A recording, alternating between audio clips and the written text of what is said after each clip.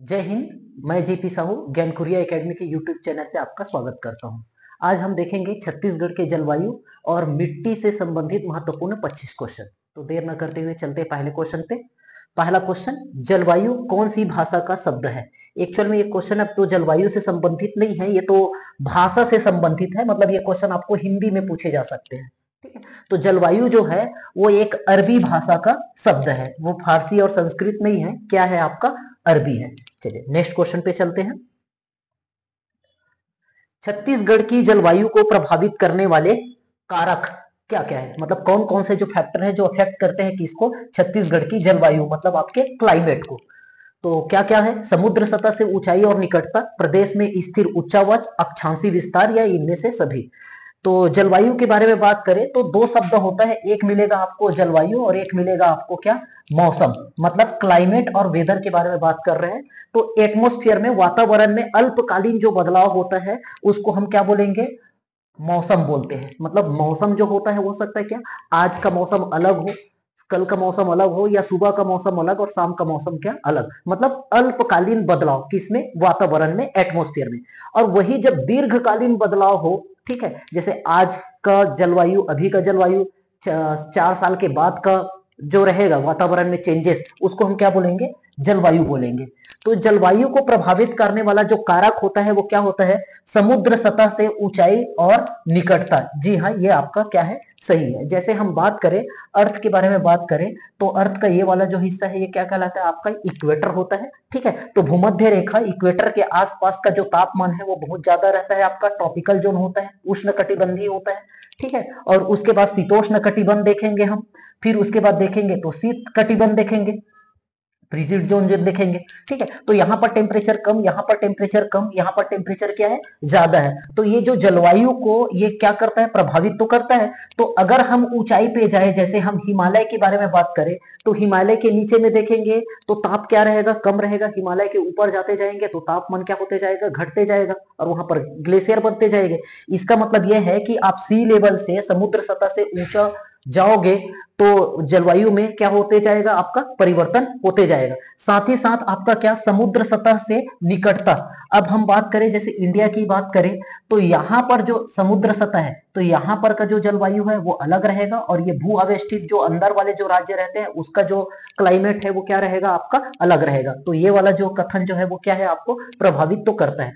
प्रदेश में स्थित उच्चावच। अब प्रदेश में बोल दिया है, मतलब छत्तीसगढ़ या किसी भी प्रदेश की बात करें, तो अभी तो छत्तीसगढ़ के बारे में बात हो रहा है। तो छत्तीसगढ़ में उच्चावच कहने का मतलब क्या है?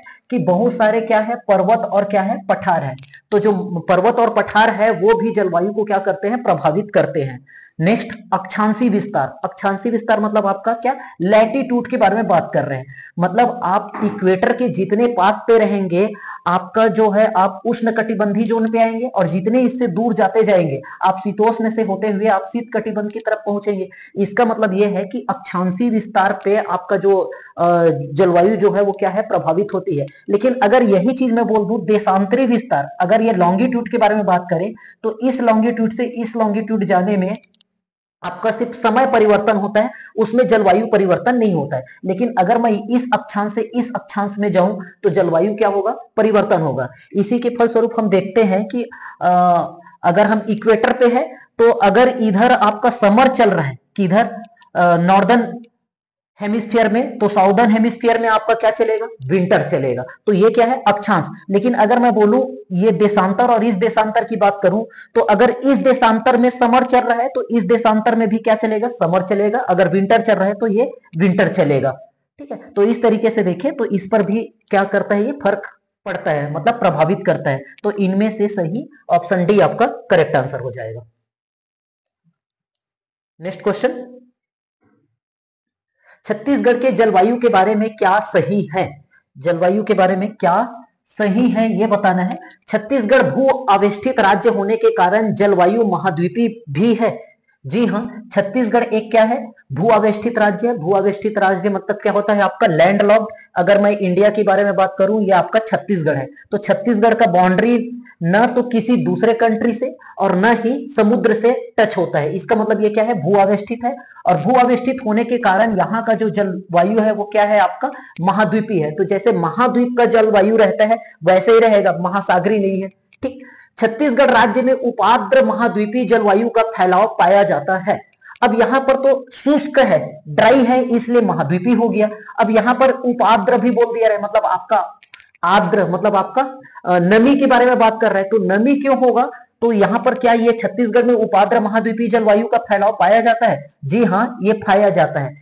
अब ये दो कारण से हो सकता है, या तो आप कोस्टल एरिया पे रहोगे तब उपाद्र जलवायु मिलेगा, लेकिन कोस्टल एरिया में तो नहीं है, फिर भी से क्यों हो सकता है, तो इसलिए होता है क्योंकि हम लोग किस रेखा के, कर्क रेखा, ठीक है। तो कर्क रेखा के नजदीक होने के कारण, क्योंकि हमारे छत्तीसगढ़ के ऊपरी वाले हिस्से से कर्क रेखा होकर के गुजरती है, इसलिए ये वाला जो क्षेत्र है वो आर्द्र क्षेत्र के अंतर्गत आएगा। इसलिए छत्तीसगढ़ राज्य में क्या है, उपाद्र महाद्वीपीय जलवायु का फैलाव पाया जाता है। तो इस तरीके से देखें तो आपका ए और बी जो है वो दोनों सही है, ऑप्शन सी आपका करेक्ट आंसर हो जाएगा। नेक्स्ट क्वेश्चन, छत्तीसगढ़ में वर्षा होती है, तो छत्तीसगढ़ में वर्षा कैसे होती है, दक्षिण पूर्व मानसून से, दक्षिण पश्चिम मानसून से, उत्तर पूर्व मानसून से, या उत्तर पश्चिम मानसून से। ठीक है, तो ये सिर्फ छत्तीसगढ़ की ही बात नहीं है, ये पूरे भारत की बात करें, हम पूरे भारत में देखें, ठीक है, तो आपका ये जो मानसून होता है वो कहां से एक्टिव होता है आपका, ये इंडियन ओशन पे, हिंद महासागर में, इस हिस्से से आपका एक्टिव होता है। ठीक है, और ये कब आता है आपका, तो ये आपको मिल जाएगा आपके जून के महीने में आपका स्टार्ट हो जाता है। ठीक, तो ये जो बारिश होती है वो यहां से मानसून इस डायरेक्शन से निकलता है। ठीक है, तो इस तरीके से देखिए, तो ये कौन सा डायरेक्शन है आपका, तो ये मिलेगा आपको दक्षिण, ये मिलेगा आपको पूर्व, और ये मिलेगा क्या आपको पश्चिम। तो ये कौन सा मानसून हुआ आपका, दक्षिण पश्चिम मानसून से छत्तीसगढ़ में वर्षा होती है। तो ये भारत में भी किस मानसून से वर्षा होती है, दक्षिण पश्चिम मानसून से वर्षा होती है, और छत्तीसगढ़ में भी दक्षिण पश्चिम मानसून से वर्षा होती है। हालांकि सीजीपीएससी ने इसका आंसर एक बार गलत ले भी लिया है। ठीक है, तो अगर हम बात करें इस मानसून के बारे में, तो इस मानसून से सबसे पहले बारिश कहां पर होगा, सबसे पहले ये मानसून कहां पहुंचता है आपका, केरल में पहुंचता है। तो केरल में सबसे ज्यादा बारिश होता है, फिर ये मानसून सीधा चले जाता है आपका कहां पर, अंडमान निकोबार में। तो केरल के बाद आपका ये पहुंच जाता है कहां पर, अंडमान निकोबार। अंडमान निकोबार के बाद आपको इस साइड में आपको म्यांमार, बर्मा ये देखने को मिलेगा, बांग्लादेश यहां पर मिलेगा। ठीक है, उसके बाद सीधा ये पहुंच जाती है नॉर्थ ईस्ट के स्टेट पे। ठीक, नॉर्थ ईस्ट स्टेट में जाने के बाद ये भारत के अंदर वाले राज्यों की तरफ घुसती है। ठीक है, तो आपका बंगाल, ठीक है, बंगाल से होते हुए आपका बिहार की तरफ, ऐसे होते उत्तर प्रदेश की तरफ होते हुए आपका पाकिस्तान की तरफ निकलेगी। इसी की ही जो शाखा है, तो ये वाला जो शाखा है ये क्या कहलाता है आपका, बे ऑफ बंगाल, बंगाल की खाड़ी। ठीक है, तो बंगाल की खाड़ी से इंटर करेगी। ठीक, ये पहुंचेगी आपका ये पश्चिम बंगाल की तरफ, फिर उड़ीसा से होते हुए, छत्तीसगढ़ होते हुए, मध्य प्रदेश होते हुए इधर निकलेगी, फिर ये नीचे में। तो जितना हम पहले जाते हैं, जैसे केरल में पहले पहुंचा तो बारिश यहां पर ज्यादा, उससे कम थोड़ा सा अंडमान निकोबार में, उससे कम आपका नॉर्थ ईस्ट स्टेट में, फिर उससे कम आपका बंगाल में, फिर उससे कम आपका उड़ीसा में, फिर उससे कम थोड़ा सा कहां पर आपका आंध्र प्रदेश में। और ये रिस्पेक्टिव जितने इधर हो रहे हैं इस वाले राज्यों में थोड़ा सा और कम होगा, इस वाले राज्यों में पहुंचेंगे तो बारिश थोड़ा सा और कम होगा। और इसी की एक शाखा, इसी मानसून की एक शाखा इधर से भी इंटर करती है। तो ये वाला भी क्या है आपका दक्षिण पश्चिम मानसून ही है, लेकिन इस शाखा को हम क्या बोलते हैं, अरब सागर शाखा बोलते हैं। तो वर्षा जो होती है वो दक्षिण पश्चिम मानसून से होती है, ऑप्शन बी आपका करेक्ट होगा। नेक्स्ट क्वेश्चन, छत्तीसगढ़ मुख्यतः कितने कृषि जलवायु क्षेत्रों में विभाजित है। छत्तीसगढ़ में देखें तो कितने कृषि जलवायु क्षेत्र है, तो कृषि जलवायु क्षेत्र हम छत्तीसगढ़ में बात करें तो 3 कृषि जलवायु क्षेत्र है। बात करते हैं कैसे, तो ये अगर आपका छत्तीसगढ़ है तो छत्तीसगढ़ का ये जो ऊपरी हिस्सा है मतलब सरगुजा संभाग, ठीक है, तो ये उत्तरी कृषि जलवायु क्षेत्र कहलाता है। ठीक, और मध्य वाला जो हिस्सा है वो मध्य जलवायु क्षेत्र कहलाता है, और दक्षिण जलवायु क्षेत्र आपका आपका कौन सा आपका ये बस्तर वाला जो क्षेत्र है, तो बस्तर आपका, सरगुजा क्षेत्र आपका, और ये महानदी वाला जो बेसिन है वो 3 क्षेत्रों में आपका ये जलवायु क्षेत्रों में बटा हुआ है। अगर हम भारत की बात करें तो भारत में देखते हैं तो 15 कृषि जलवायु क्षेत्र है। ठीक, तो इसका जो सही आंसर हो जाएगा 3। नेक्स्ट, छत्तीसगढ़ में मानसून का प्रवेश कब होता है, तो छत्तीसगढ़ में मानसून का प्रवेश 1 जून से 10 जून के मध्य, 10 से 20 जून के मध्य, 20 से 30 जून के मध्य, 30 से 10 जुलाई के मध्य। तो छत्तीसगढ़ में जो वो प्रवेश करता है वो करता है आपका क्या, जब इंडिया में प्रवेश करेगा आपका, ठीक है, तो 10 से 20 जून के मध्य आपका जो भारत में और छत्तीसगढ़ में ये जो है वो क्या करता है आपका प्रवेश करता है। हालांकि केरल में देखें तो केरल में थोड़ा सा पहले आ जाएगा, केरल के बाद आपका अंडमान निकोबार, ऐसे करते करते हम छत्तीसगढ़ में देखें तो छत्तीसगढ़ में लगभग 15 से 20 के आसपास में आपका मानसून पहुंचता है। तो इस क्वेश्चन के अकॉर्डिंग 10 से 20 जून आपका सही आंसर होगा। नेक्स्ट क्वेश्चन, छत्तीसगढ़ में अधिकांश वर्षा होती है बंगाल की खाड़ी शाखा से, अरब सागर शाखा से, दोनों से, या इनमें से कोई नहीं। ठीक, तो छत्तीसगढ़ में जो वर्षा होती है वो वर्षा दोनों से होती है, लेकिन क्वेश्चन पूछा है अधिकांश वर्षा, अधिकांश मतलब ज्यादा किससे होती है। तो दो शाखा है, एक है आपका बे ऑफ बंगाल वाला और एक होता है आपका अरबियन सी वाला, अरब सागर वाला शाखा। मतलब यहां से मानसून एक्टिव हुआ और ये एक्टिव होकर के एक शाखा इधर, ये छत्तीसगढ़ है, तो छत्तीसगढ़ में यहां से ये इधर जाएगा और एक आपका इधर जाकर के इधर से आएगा। तो 90% जो बारिश है छत्तीसगढ़ का वो बे ऑफ बंगाल से होता है और 10% जो वर्षा होती है वो अरब सागर शाखा से होती है। तो अधिकांश जो वर्षा होती है वो बंगाल की खाड़ी से। ऑप्शन ए करेक्ट होगा। नेक्स्ट क्वेश्चन, छत्तीसगढ़ में सर्वाधिक गर्म माह कौन सा होता है। तो छत्तीसगढ़ में सर्वाधिक गर्म माह हम बात करें तो गर्मी का जो सीजन होता है वो मार्च से लेकर के अप्रैल, मई और आपका जून में देखने को मिलेगा। ठीक है, हम जून में पहुंचे तो 21 जून के पास देखते हैं तो ये आपका इक्विनॉक्स होता है, आपका दिन और रात बराबर होते हैं। अब यहां से ऐसा हो जाता है कि दिन छोटा होना चालू होता है और रात बड़ी होने चालू होती है। ठीक है, तो इस तरीके से 21 जून को सबसे क्या रहेगा, सबसे बड़ा दिन रहता है। अब उसके बाद क्या होते जाएगा, ये कम होते जाएगा। तो उसके पहले हम देखते हैं मई में जो महीना होता है, मई का महीना वो सबसे गर्म होता है। तो आंसर नंबर बी सही आंसर हो जाएगा। सर्वाधिक गर्म स्थल कौन सा है, चांपा, रायगढ़, रायपुर या दुर्ग। तो सर्वाधिक गर्म स्थल के बारे में बात करें छत्तीसगढ़ में तो चांपा जो होता है वो सबसे ज्यादा गर्म होता है। जिले की बात करें तो ये अलग अलग टाइमिंग पे क्या होता है आपका, जैसे अलग अलग वर्ष में कोई अलग जिला हो सकता है, लेकिन जनरली आपका जांजगीर चांपा, रायगढ़ या रायपुर, यही तीनों जिले जो रहेंगे वो ज्यादा गर्म रहेंगे। ठीक है, लेकिन जगह की बात करें तो अभी जो हाईएस्ट रिकॉर्डेड टेम्परेचर वो रिकॉर्ड किया गया है वो आपका चांपा से किया गया है। तो सबसे गर्म स्थल आपका क्या, चांपा। ठीक है, रायपुर जो है और दुर्ग जो है वो बेसिकली जो गर्म होते हैं वो इन्वायरमेंट के कारण, क्योंकि यहां पर पॉल्यूशन वगैरह जो है, गाड़ी मोटर जो है वो क्या है, वो ज्यादा चलती है। ठीक है, इसलिए तो सही आंसर हो जाएगा option A. Next question, Chhattisgarh में औसत वार्षिक वर्षा होती है, एवरेज रेनफॉल के बारे में बात कर रहे हैं। तो छत्तीसगढ़ में जो औसत वार्षिक वर्षा होती है वो 130 से 132 सेंटीमीटर के आसपास होती है। मतलब हम बात करें 1300 से लेकर के 1325 mm। ठीक है, mm में दिया हुआ है तो 1300 आएगा। सेंटीमीटर की बात करें तो 135 के आसपास, मतलब 132.5 सेंटीमीटर ये एवरेज बारिश है। तो सेंटीमीटर में और मिलीमीटर में याद रखेंगे, 1300 सेंटीमीटर नहीं होता है। ठीक है, 1300 mm होता है। ऑप्शन सी आपका सही आंसर हो जाएगा। ठीक है, मैक्सिमम आपका 1500 mm तक आपका पहुंच जाता है, लेकिन एवरेज जो है वो आपका 1300 से लेकर के 1325 तक। नेक्स्ट क्वेश्चन, छत्तीसगढ़ में सबसे अधिक वर्षा वाला कृषि जलवायु क्षेत्र है। तो छत्तीसगढ़ में सबसे अधिक वर्षा वाला कृषि जलवायु क्षेत्र पूछ रहे हैं। सरगुजा का उत्तरी क्षेत्र, छत्तीसगढ़ का मैदान या बस्तर का पठार, इनमें कौन सा जलवायु क्षेत्र है। तो हम बात करें ये छत्तीसगढ़, तो ये वाला जो क्षेत्र है वो क्या है, सरगुजा का उत्तरी क्षेत्र है। ठीक, छत्तीसगढ़ का मैदान की बात करें तो ये वाला जो क्षेत्र है वो छत्तीसगढ़ का मैदान है। और बस्तर का पठार की बात करें तो ये आपका बस्तर का पठार हो गया। अब यही चीज हमको इंडिया के मैप में थोड़ा सा समझते हैं। तो इंडिया के मैप में देखिए ये छत्तीसगढ़ को, तो छत्तीसगढ़ में जो बारिश होती है अभी देखिए कि 90% आपका कहां से, बे ऑफ बंगाल से, और 10% हम बात करें तो कहां से, आपका अरब सागर से होता है। ठीक है, तो अभी देखिए कि मूवमेंट के अकॉर्डिंग हम देखें तो सबसे ज्यादा बारिश जो है वो पहले कहां पर होना चाहिए, केरल पे, उसके बाद इधर, फिर उसके बाद इधर। तो सबसे ऊपर में सबसे ज्यादा बारिश होगा, फिर थोड़ा सा नीचे आएंगे कम बारिश होगा, फिर नीचे आएंगे और कम बारिश होगा, और फिर नीचे आएंगे और कम बारिश होगा। ठीक है। लेकिन इस क्षेत्र में देखिए तो सबसे जो ज्यादा बारिश है वो आपको देखने को मिलना चाहिए कि हाँ ऊपर वाले क्षेत्र में ज्यादा बारिश होना चाहिए, ठीक, मतलब सरगुजा का उत्तरी क्षेत्र। लेकिन क्या होता है कि अरब सागर शाखा से भी जो बारिश होती है, उस अरब सागर शाखा से जो बारिश होती है वो दक्षिणी छत्तीसगढ़ में ज्यादा होती है।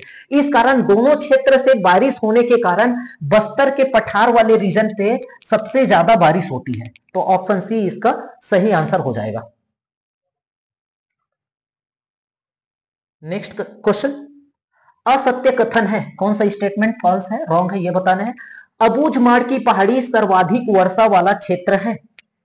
जी हाँ, अबूझमाड़ की पहाड़ी जो है वो सर्वाधिक वर्षा वाला क्षेत्र है, इसलिए अबूझमाड़ की पहाड़ी को छत्तीसगढ़ का चेरापूंजी कहा जाता है। जैसे हम इंडिया की बात करें तो इंडिया में इधर आपका चेरापूंजी मिलेगा, क्योंकि इधर से सबसे ज्यादा बारिश आपको मेघालय में आपको देखने को मिलेगा, चेरापूंजी और मौसीनराम पे, ठीक है। सभी तरफ पहाड़ियों से घिरा है, मानसून जा करके वहां पर टकरा करके सबसे ज्यादा बारिश करता है। तो वैसे ही हम छत्तीसगढ़ में बात करें तो छत्तीसगढ़ में यह नारायणपुर, ठीक, नारायणपुर में अबूझमाड़ की पहाड़ी है, इसी पहाड़ी से टकरा करके सारे मानसून जो है वो एक ही जगह पे क्या करते हैं, ज्यादा बारिश करते हैं। तो सर्वाधिक वर्षा वाला जो क्षेत्र है वो क्या है आपका, अबूझमाड़ की पहाड़ी है। मैकल श्रेणी का पूर्वी भाग वृष्टि छाया प्रदेश है। वृष्टि छाया उसको बोलते हैं जहां पर बारिश नहीं होता है, ठीक। तो मैकल श्रेणी बोल रहे हैं, अब मैकल श्रेणी किसको बोलेंगे, ठीक है। तो मैकल श्रेणी के बारे में देखते हैं। मैकल श्रेणी आपको मिल जाएगा आपका, ये अगर ये छत्तीसगढ़ है तो छत्तीसगढ़ का ये वाला जो क्षेत्र है इसको हम क्या बोलेंगे, मैकल रेंज बोलेंगे। तो मैकल रेंज का जो पूर्वी भाग है, तो पूर्वी भाग देखो, पश्चिमी भाग तो आपको मध्य प्रदेश में मिल जाएगा, पूर्वी भाग आपको क्या मिलेगा, छत्तीसगढ़ में मिलेगा। तो ये मैकल रेंज का ये जो पूर्वी भाग है, ठीक है, मतलब कवर्धा वाला क्षेत्र, वहां पर वृष्टि छाया, मतलब वहां पर बारिश क्या होती है, कम होती है, ठीक। शीतकालीन वर्षा पश्चिमी गर्त से होती है, ठीक है। शीतकालीन वर्षा जो है वो पश्चिमी गर्त से होती है, ठीक है। ये भी कथन आपका सत्य है और ये भी कथन आपका क्या है, सत्य है। और ये वाला तो सत्य था ही। सर्वाधिक वर्षा नारायणपुर जिले में होती है, नहीं, ये गलत है आपका। देखो अबूझमाड़ की पहाड़ी जो है वो आपको नारायणपुर में मिलेगा जरूर। तो अगर मैं बोलूंगा पर्टिकुलर क्षेत्र की बात करेंगे तो अबूझमाड़ की पहाड़ी में पर्टिकुलर क्षेत्र में बहुत ज्यादा बारिश होता है, लेकिन पूरा नारायण जिले की बात करें तो जिले में जो सबसे ज्यादा बारिश जो देखने को मिलेगा वो कौन सा मिलेगा, क्योंकि ज्योग्राफिकल मैप देखो, मैप के अकॉर्डिंग आपको बारिश इधर से आती है तो सबसे ज्यादा बारिश यहां पर पूर्व वाले क्षेत्र में और उत्तर वाले क्षेत्र में, फिर उससे कम, फिर उससे कम, फिर उससे कम। तो इस क्षेत्र में जो जिला पड़ेगा वो सबसे ज्यादा बारिश वाला जिला होगा। तो इस क्षेत्र में कौन सा जिला पड़ता है आपका, जसपुर। तो सर्वाधिक वर्षा वाला जो जिला होगा वो आपका कौन सा हो जाएगा, आपका जसपुर हो जाएगा, नारायणपुर नहीं होगा। नारायणपुर के अबूझमाड़ में सर्वाधिक वर्षा वाला क्षेत्र है, मतलब पर्टिकुलर एक रीजन जहां पर बहुत ज्यादा बारिश होता है। तो ऑप्शन ए बी सी सही है, डी जो है वो क्या है, गलत है। नेक्स्ट क्वेश्चन, निम्न में से किस मिट्टी की प्रकृति क्षारीय होती है। अब क्वेश्चन जो है वो सॉइल से है, ठीक है, और नेचर पूछ रहा है क्षारीय, मतलब क्या आपका बेस। तो जनरली हम देखें एसिड और बेस दो होते हैं, कौन, सॉइल। तो कौन सा सॉइल जो होता है वो बेस नेचर का होता है। तो जनरली हम जितने भी सॉइल देखेंगे सारे के सारे सॉइल जो होते हैं वो एसिड नेचर के होते हैं, एक्सेप्ट आपका काली मिट्टी। काली मिट्टी ही बस जो होता है वो बेस नेचर का होता है, बेसिक होता है, क्षारीय होता है। बाकी लाल पीली मिट्टी, लेटेराइट मिट्टी या लाल दोमट मिट्टी, सारी मिट्टी जो है वो क्या होते हैं, आपके अम्लीय प्रकृति के होते हैं। तो इसका जो सही आंसर हो जाएगा option B, black soil. Next question, laterite मिट्टी के बारे में क्या सही नहीं है। लेटेराइट सॉइल के बारे में बताना है, क्या सही नहीं है। इसे मुरुम या भाटा मिट्टी के नाम से भी जानते हैं। जी हाँ, लेटेराइट मिट्टी एक तरीके से पथरीली मिट्टी होती है, अनउपजाऊ मिट्टी होती है। इसको हम भाटा मिट्टी स्थानीय भाषा में, या मुरुम, तो जिसको हम लोग अपने घर निर्माण के लिए ठीक है यूज करते हैं, वो क्या होता है आपका मुरुम। तो मुरुम या जो भाटा जो होता है वो क्या कहलाएगा आपका, लेटेराइट मिट्टी। ऑप्शन ए जो है वो आपका, ये क्या है आपका, सही है। यह बागवानी फसलों के लिए उपयुक्त मिट्टी है। बागवानी फसल मतलब आपके क्या, चाय, कॉफी, लीची, आलू, इन सब के लिए पूछ रहा है। तो उन सब फसलों को क्या बोलते हैं, बागवानी फसल बोलते हैं। क्या लेटेराइट मिट्टी में ये बागवानी फसल होता है, जी हाँ, ये भी आपका क्या है, सही है। इसीलिए आपको देखने को मिलेगा ये जो लेटेराइट मिट्टी है वो छत्तीसगढ़ के कहा, ये जसपुर वाला जो क्षेत्र है इसी में आपको लेटेराइट मिट्टी अधिक मात्रा में देखने को मिलेंगे। और यहीं पर आपका जो है आपको चाय, की खेती होती है जसपुर पे, ठीक है, और बागवानी फसलों की खेती होती है, तो इसके लिए क्या होता है, उपयुक्त होता है। इसमें एल्यूमिनियम और लौह तत्व की अधिकता होती है।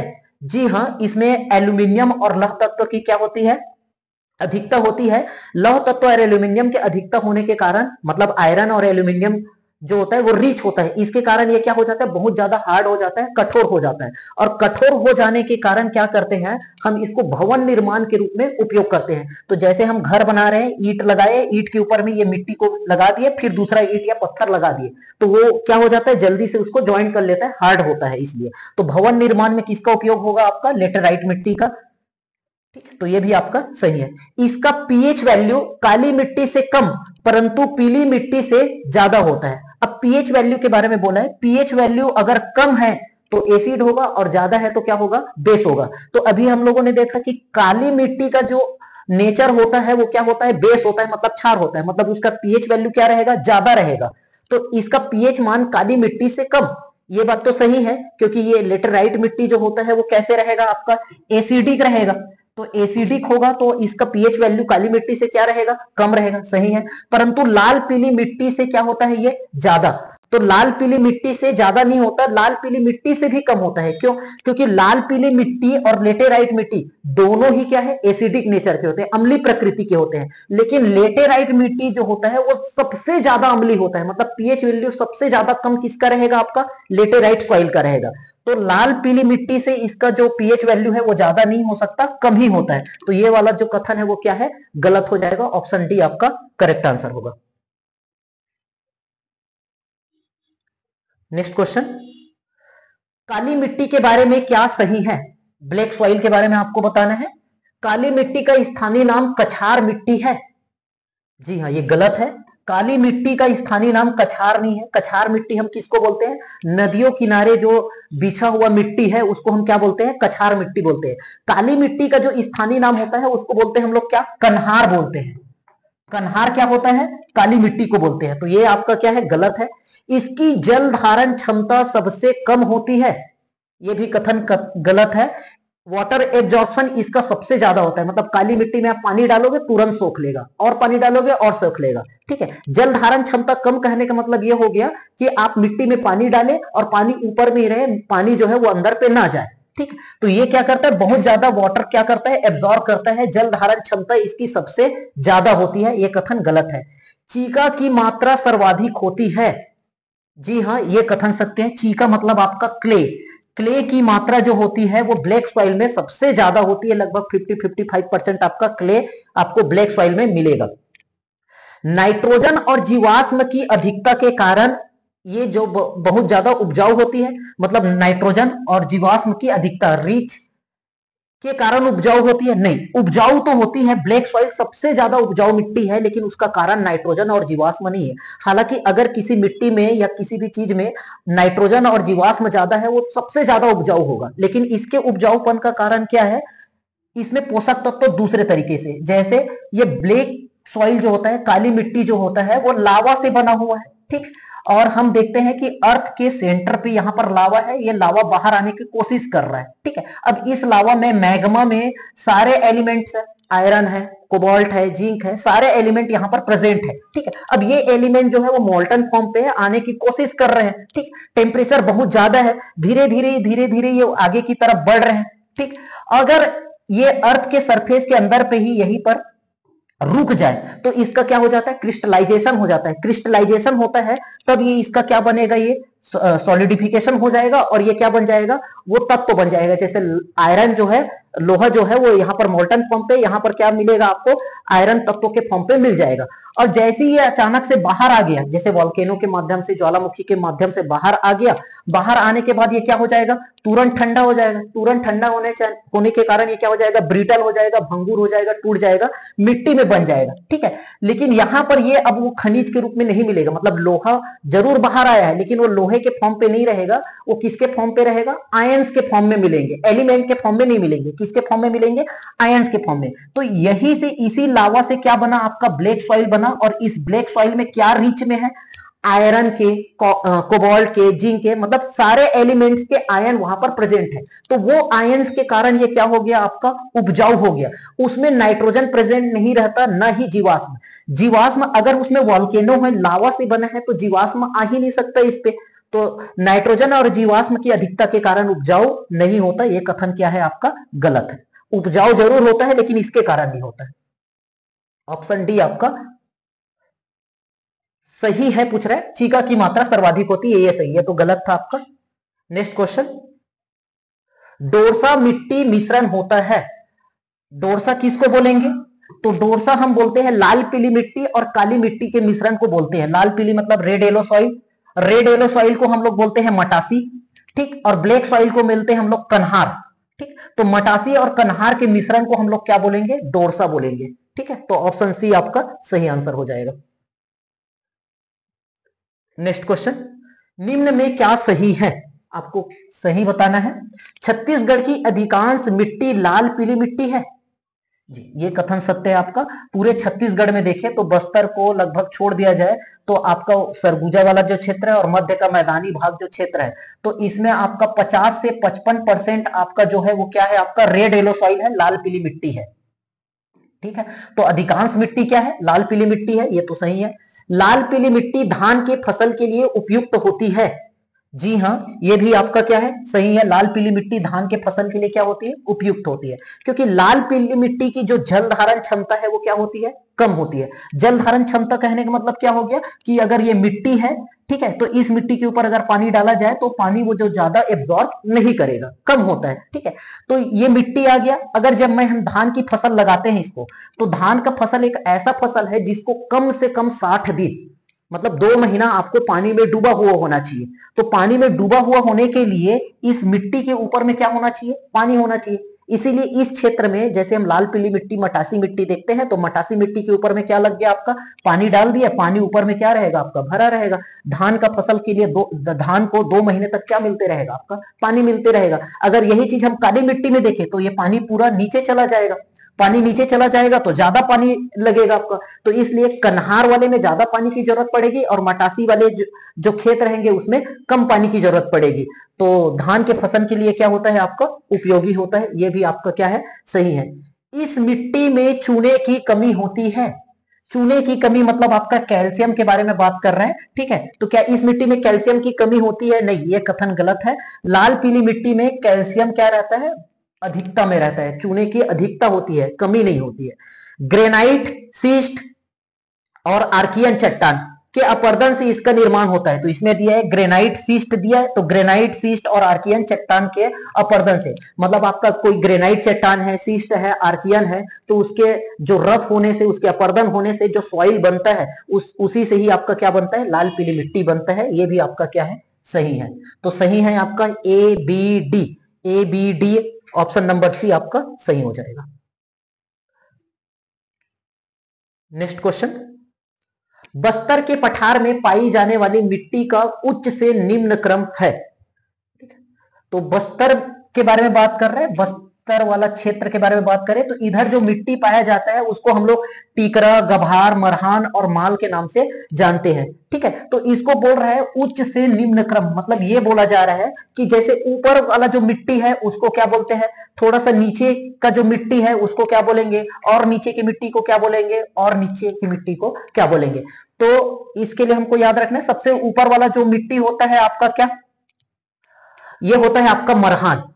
उसके बाद हो जाता है आपका क्या, टीकरा, ठीक। उसके बाद हो जाता है क्या, माल, ठीक। उसके बाद हो जाता है क्या आपका गभार, ठीक है। तो मट्टी मांग ये आप याद रख सकते हो, मट्टी मांग, ठीक है। तो म से आपका मरहान पहले आ जाएगा, डी, टी से टीकरा आ जाएगा मतलब ए, फिर मा से आपका माल आ जाएगा, फिर आपका गभार आ जाएगा। इसका मतलब यह है कि जो सबसे उपजाऊ मिट्टी है वो कौन सा है, गभार, अंदर वाला, ठीक है। और ऊपर वाला जो है आपका कौन सा, आपका मरहान, मतलब वो अनउपजाऊ। ऊपर वाला जो मिट्टी है वो मरहान है और अंदर वाला जो मिट्टी है वो क्या है आपका, गभार है। तो मट्टी मांग डी, ए,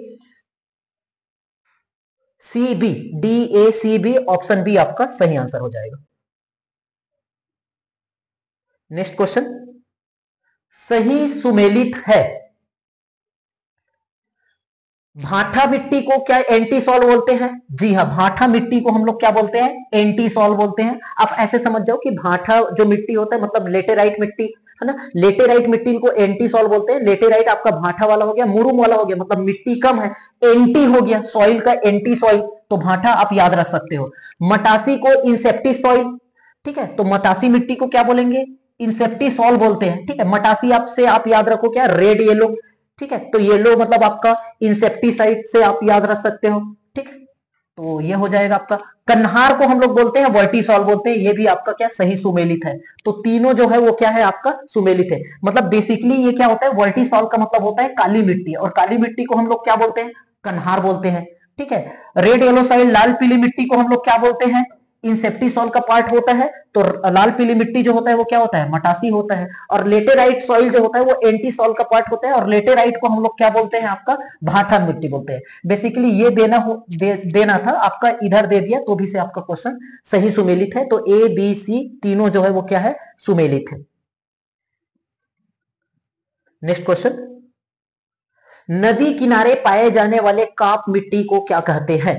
ठीक, तो नदी किनारे पाए जाने वाले जो काप मिट्टी है उसको हम लोग क्या बोलते हैं? कछार तो बोलते हैं।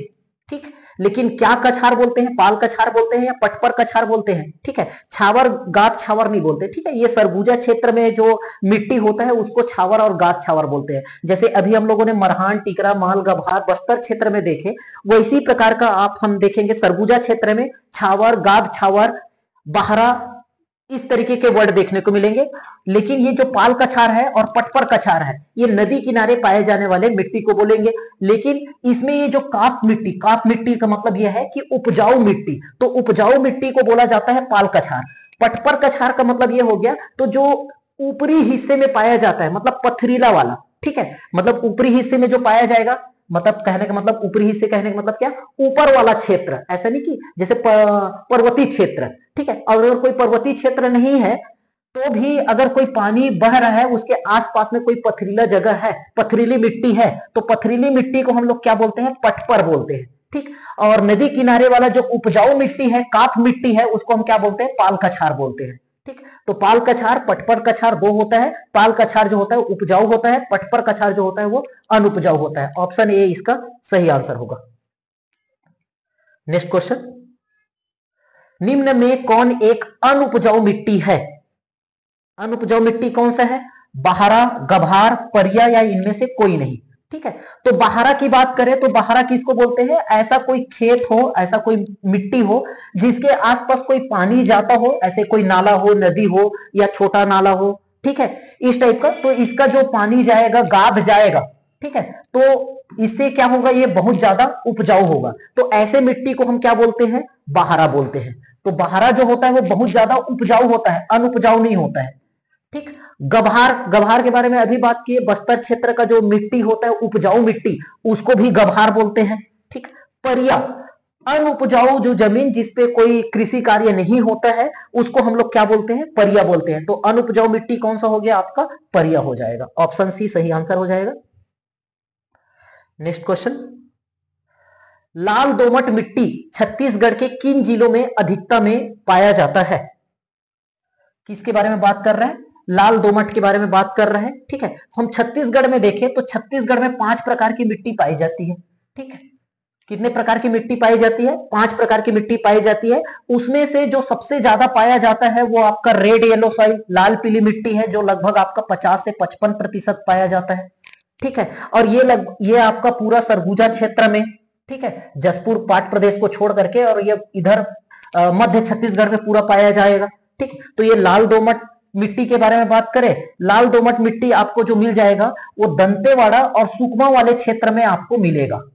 ठीक, कौन सा मिट्टी? आपका लाल दोमट मिट्टी। वही लाल बलुई मिट्टी के बारे में बात करें, लाल रेतीली मिट्टी के बारे में बात करें तो बस्तर क्षेत्र में आपको मिलेगा ये लाल रेतीली मिट्टी। तो 2 प्रकार की मिट्टी होगी, लाल दोमट मिट्टी और लाल रेतीली मिट्टी। ठीक, एक देखे लाल पीली मिट्टी, एक देखे काली मिट्टी।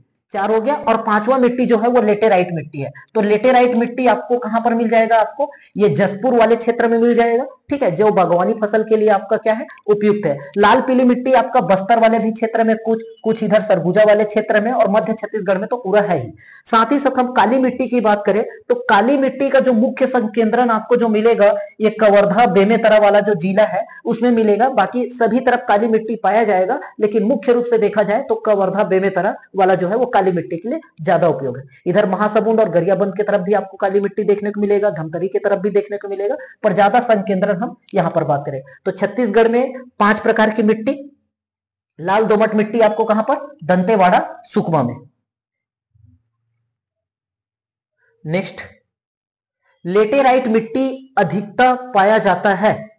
लेटेराइट मिट्टी अधिकता में पाया जाता है कि लेटेराइट मिट्टी कहां पाया जाता है, अभी बात की है महानदी बेसिन में। महानदी बेसिन में देखेंगे तो लाल पीली मिट्टी, रेड येलो सॉइल ज्यादा मिलेगा।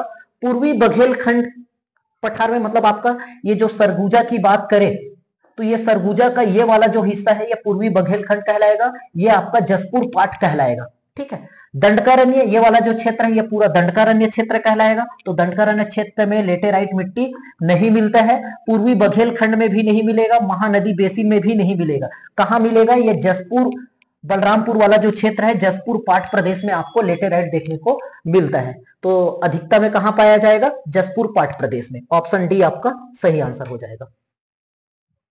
नेक्स्ट क्वेश्चन, मृदा का निर्माण और उसकी प्रकृति का निर्धारण होता है किसके, सॉइल कैसे बनता है और उसका नेचर कैसे होता है, जैसे कि वो एसिडिक है, बेसिक है, या और कुछ उपजाऊ है, अनुपजाऊ है, वो किस पर डिपेंड करता है, उस क्षेत्र के मौसम पर, उस क्षेत्र के जलवायु पर, या उस क्षेत्र में पाए जाने वाले चट्टानों से, या इनमें से कुछ है, ठीक है।